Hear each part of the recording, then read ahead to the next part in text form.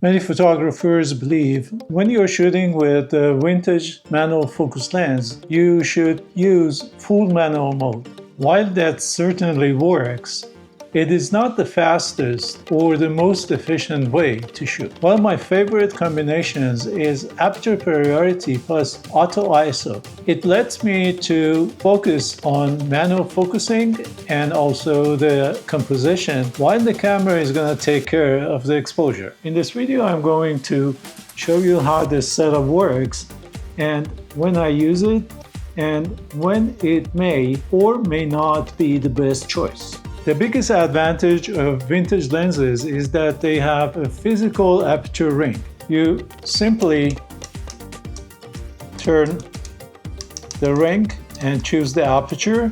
For example, if I want a shallow depth of field or DOF, I can choose f2 or f2.8. Or if I'm shooting a landscape and I need a deeper DOF, I can choose f8 or f11. As soon as I choose the aperture on the ring, I don't have to worry about adjusting the shutter speed when the light starts changing. In aperture priority, you choose the aperture and the camera is gonna adjust the shutter speed to maintain the correct exposure. That makes the shooting much faster, especially when you're moving from a sunlight to shadow or you are photographing a changing scene. Now let's make this setup even more flexible just by turning on auto ISO. Normally when you're shooting in aperture priority, ISO is fixed unless you change it manually. But with auto ISO enabled, the camera is gonna lower or raise the ISO when it reaches the limits of available shutter speed. For example, you are photographing a sunny street, then you just walk into shade. Instead of just stopping and adjusting the ISO manually, the camera is gonna raise the ISO to maintain the correct exposure. And when you go back to sunlight, is gonna lower the ISO. That means fewer missed shots and much smoother shooting experience. There is one important setting that you don't have to overlook, and that is minimum shutter speed.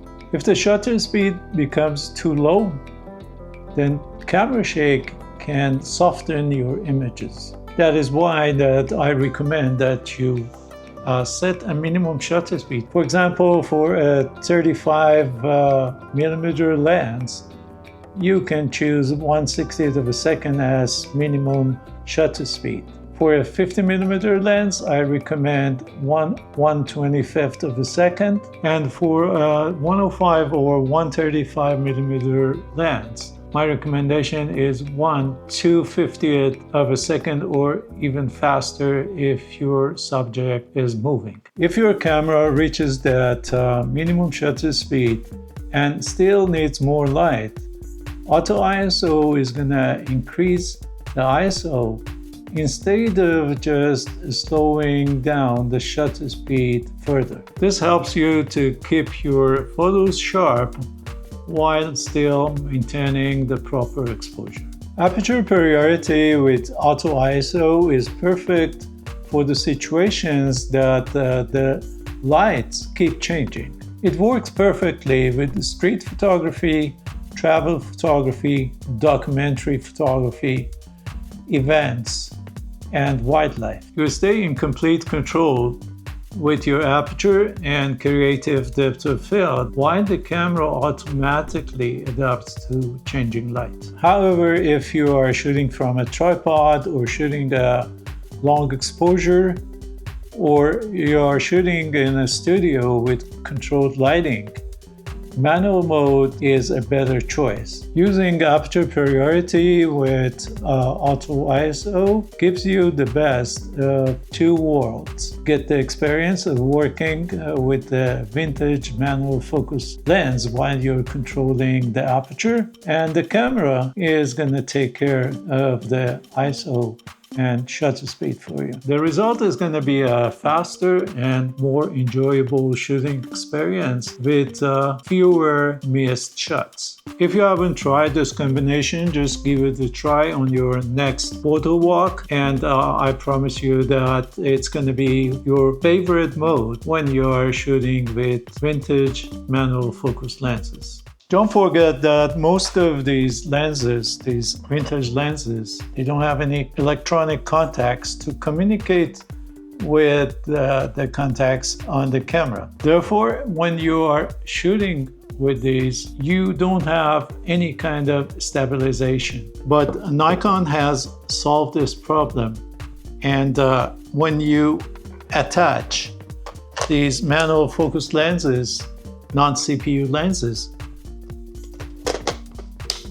with an adapter, FTZ adapter, and register the lens, the focal length of the lens, and also the minimum aperture of the lens with the camera, then you can use the IBIS, in-body image stabilization, and it helps you to get sharper images even at lower shutter speeds. If you want to know more about non-CPU lenses and how to register them with your Nikon camera, watch this video of mine. Thank you so much for watching the video. I hope you liked it, and if you did, just hit the like button and subscribe to the channel.